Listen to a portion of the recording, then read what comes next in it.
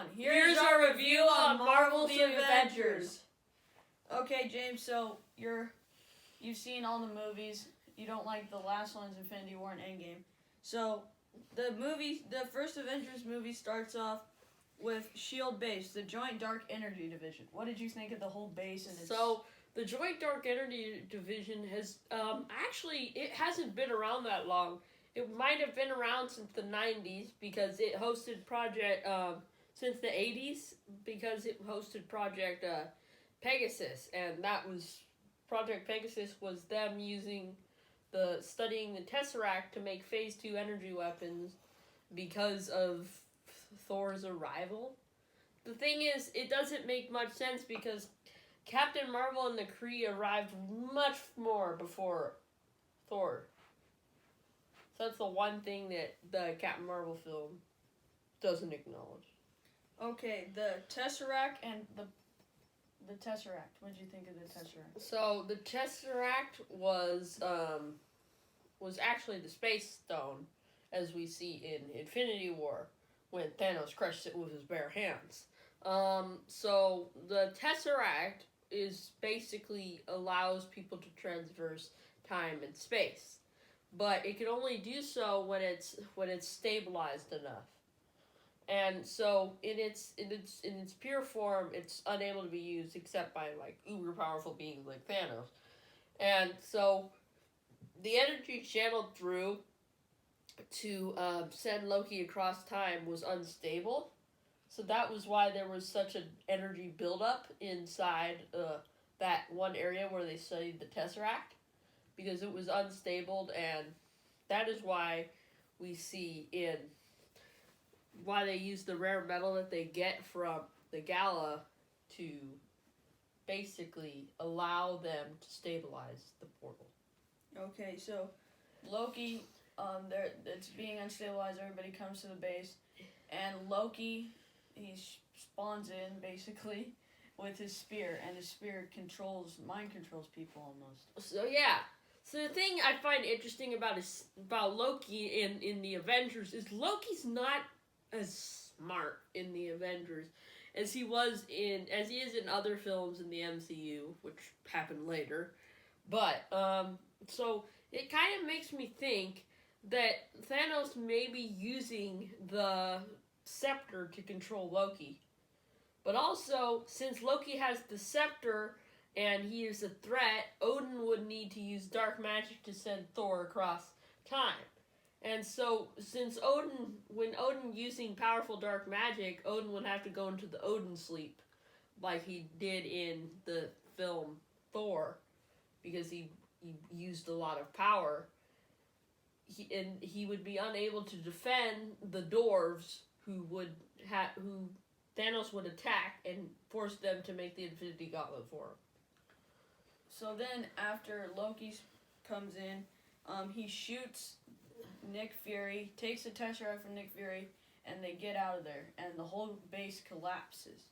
So then, Fury makes a decision that he should gather all the Avengers. Yeah, a decision that the World Council does not agree with, because the World Council are a bunch of jerks, and top brass is always a jerk for some reason.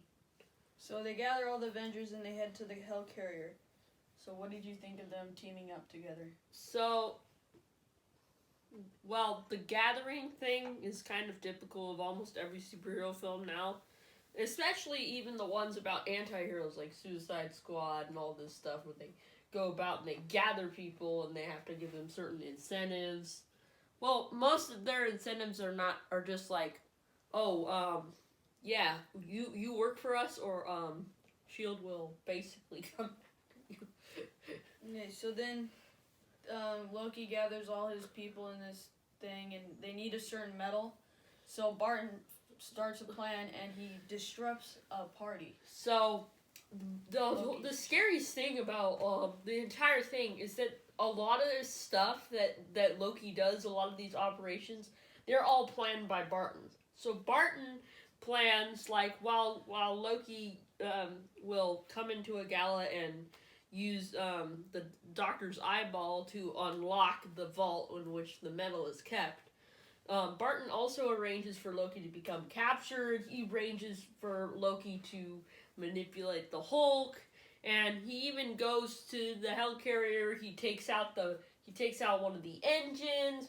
He goes in. He attacks the bridge, and he nearly kills everyone. And it's kind of crazy how Barton was able to come up with all of that. So then Barton obviously planned for Loki to get captured, and then Loki almost gets in the head of Black Widow. No, he doesn't get in Black Widow's head. Black Widow's just manipulating him to make him somehow sympathetic for reasons. I don't know. The thing is, I feel like that scene is kind of useless because Loki screaming at Black Widow for 10 paragraphs is, I don't know. It's just, I feel like it subtracts from the film, and I feel like it's just too much wasted time that is spent talking with Black Widow. Basically as a way to make it look like, oh, he's manipulating all the Avengers. So then Captain America figures out that they're using the Tesseract to create weapons of mass destruction. And they all start arguing about the Hulk, and all the Avengers just start getting riled up. And we think it's because of the spear. Yeah, because of the spear, because of its mind control qualities, plus the power of an Infinity Stone may cause people to argue and become more discordant. But it could also be evident of the energies that the scepter radiates. Because we see Banner. He's holding the spear and he doesn't even realize it. But yeah, it's the Mind Stone. It manipulates people. So that is the exact same reason why I think Loki is holding on to that. So then, as we like to call him, the Green Mean Animal Machine Hulk wakes up after being almost exploded, and his pants are still on. It's like he has elastic pants. So the thing is, I think his pants, you could say that they're poetic license because no one wants to see a naked green machine beating up people. Okay, Thor, when we were watching throughout this whole movie, Thor shows his dominance over all the other Avengers. Well, he shows he's the strongest because he's able to withstand a blow from the Hulk, and he's able to put up a resistance against Hulk. Plus, you could say he's the only one who can lift Mjolnir, but that's like a for the worthy kind of thing. But anyways, Thor was also able to survive falling a bunch of feet from the helicarrier. He's able to survive that. Plus Thor can. Plus, another reason he's the strongest is because of his hammer and the way he's able to channel lightning. Because he gets on top of that Chrysler building near the portal, and he holds on to it, and he channels down his lightning, and he basically blasted back at the portal, and he takes down several Chitauri, and he also takes down one of the worms that they have there. And I feel like that is a pretty epic show of his power. Okay, then Black Widow is trying to get mind control off of Barton, and Barton misses one of his shots when he said to not have missed any of his shots he's taken in his life. So I'd say that Barton missing shooting her could possibly be him fighting the effects of Loki's mind control, because we also see Selvang put in a failsafe for the portal generator, which could also show he's fighting the mind control too. So there could be a bit of resistance that humanity puts in. So Loki Loki is probably incorrect that kneeling is our natural state. We free will. Okay, then in order to break the mind control, you have to knock somebody out. It's that simple. You have to hit someone really, really hard. Yeah, because same thing happens to Barton, because Black Widow basically pounds his head against the rail and then punches him in the face and knocks him out. And also, when Iron Man tries to attack the portal, the energy shielding around it, Iron Man blasts it, and the shockwave from the energy field causes Selvang to be knocked out.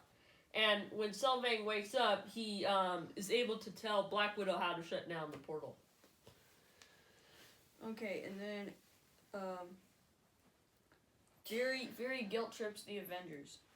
So, in one scene we see that Fury puts out Coulson's cards, and Coulson's cards are smeared with blood because Coulson carried them in his jacket, and this basically causes this is like sort of makes everyone like that Phil Coulson actually believed in this heroics, but they were too busy fighting each other, and that got him killed. And so the Avengers are visibly upset about this. And Maria Hill goes to ask Fury that was like, why would you do that? I mean, she points out that Coulson kept the cards in his locker, not in his jacket. But if that had been the other way around, Fury might not have been able to encourage the Avengers to stand up to Loki. Okay, so then the Avengers decide they're going to stand up to Loki, obviously. The Avengers suit up for battle, and then we hear a famous line from to Loki. There's no version of this where you come out on top. It's a Loki show reference to the TVA. Anyways, so in the Loki show, the TVA enforces the timeline, and so basically this quote would point out that in no timeline does Loki win because TVA would have wiped out any of those variant timelines. Plus, we see Loki in Endgame, who takes the Tesseract and escapes, would be considered him winning because he could come back and put up a resistance, and that would be canon divergence. And TVA don't like that. So the TVA is the Time Variant Association. Yeah, and the Time Variance Authority is kind of messed up. Okay, you said there's a ranking with the alien army from 1 to 10 soldiers versus those big worm creatures. Well, I'd say the Chitauri soldiers are like, I would give them a 5 because they're like cybernetic, and like the moment like Tony Stark just blasts the thing, all the Chitauri just go. And it's like, bro, why would you make your soldiers like that? Shouldn't your soldiers also have, like, a sort of way to still be active even though their hive mind is shut down? But I guess that's how the Chitauri work. But anyways, I kind of like the whale creatures better because they deal a lot more damage, plus they're a lot harder to defeat, and they act as troop carriers. So I feel like I would rate those as like an 8, because my gosh, those whale thingies look kind of cool. Yeah, and they're almost a biblical reference when Tony Stark goes through it and says it's like Jonah and the whale. Yeah. Okay. Crazy. Hulk says he's always angry. So I guess that means that Hulk is always in control of his thing. But as he, like, points out, another thing is that he literally goes up to, like, Tony and he's like, oh, yeah, you can control your arc reactor, I can't control. But if he's angry all the time, that shows he's got excellent control, so. Okay. I feel like that was just for, like, poetic license again. So Iron Man is supposedly amazing. As he stops the nuke, he puts it up into space. Everybody thinks he's dead. He barely makes it out. And when he lands, he was woken up by Hulk screaming at him. And Tony immediately comes back to himself and starts telling jokes. And actually, in a what if, Tony Stark actually ends up in Sakaar when he falls through the portal.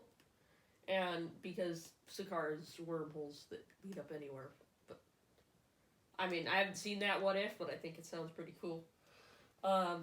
But anyways, yeah, so I guess you could say Tony Stark always ends up making a joke about everything, even though he has a traumatic experience about it later, where he literally has a panic attack when he's eating lunch with his friend Rhodey in Iron Man 3. Okay, Avengers say their goodbyes and go their separate ways.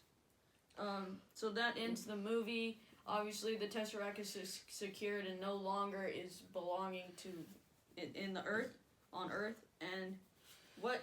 So that's the end of the movie. That wraps it up. So what did you like about the whole movie? Well, I kind of liked what Thanos looked like at the end of the movie. You see the ending one of the ending cutscenes. You see Thanos with Thanos just turns and smiles, and I feel like that version of Thanos is the Thanos that we should have gotten, but instead we got Josh Brolin with his "Oh my nemesis, I did this to save the galaxy." It's stupid. I'm honestly disappointed by Infinity War and Endgame. So what are your because that was not the Thanos I wanted to see. What are your dislikes of this movie?